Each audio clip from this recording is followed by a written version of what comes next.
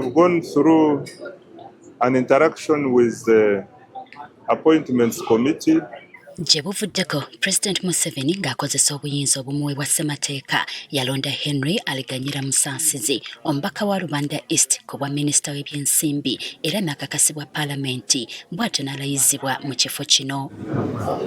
Wano tewabaddewo kuwannaanya kwonna ye yabadde alina okusoma embalirira y'eggwanga ey'omwaka 2026-2027. 568 olw'okuba gwe mulundi gw'ogusoose tumunoonyezaako okutubuulira kino engeri gye yasobodde okukikola.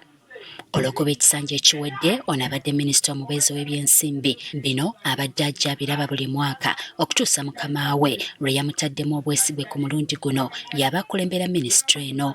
Kyokka newankubadde ono gwe gwabadde omulundi gw'ogusooka okusoma embalirira eno agamba tiyabadde nakutya kwonna. I have walked this journey from budget strategy to budget framework paper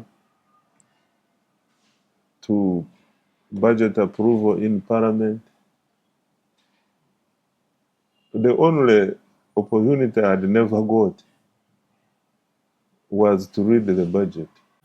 Ayongerako nti tewabaddewo okwetegeka kw'amaanyi engeri gye kiri nti ye yasemba n'ekiteeso eky'okuyisa embalirira eno mu paalamenti. What we read in Kororo was the speech, but the budget was approved earlier in May. Yes.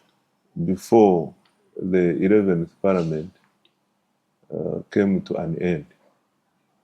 So when you are saying how did it feel, normal, because this is what I have been doing. Even the speech, I have been involved before.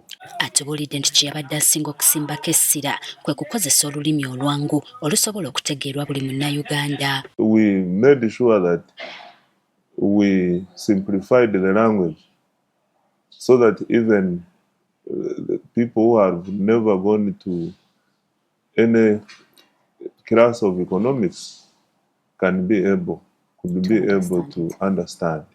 Nga minisita atubuulidde nti atunuulidde kimu kulaba ng'ebyenfuna by'eggwanga byeyongera. And next financial year, 2026-2027, we project growth, double-digit growth of 10.2%. Okukendeeza okwewola kw'eggwanga, Musasizi agamba waliwo kaweefube alina okussibwa mu nkola. So the solution there is to grow our internally generated resources. And what are the sources? The sources mainly is tax revenue. So to achieve the tax revenue, you must widen the tax base. Era atubuulidde engeri ebyenfuna nje bigenda okweyongera olw'amafuta agali mu kusimibwa. The oil revenues are going to help in financing the key infrastructure projects. We are beginning thinking about airports.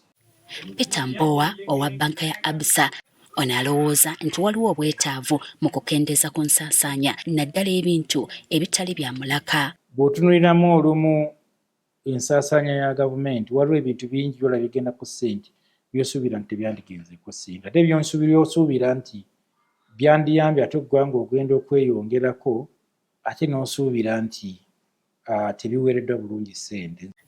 Mu mbalirira eyasomeddwa olunaku lw'eggulo, gavumenti yakwewola munda mu ggwanga obuso obuli eyo mu 11,700. Jocylynne Nakibuule, agafeeyo ku Spark TV. We don't take this for granted.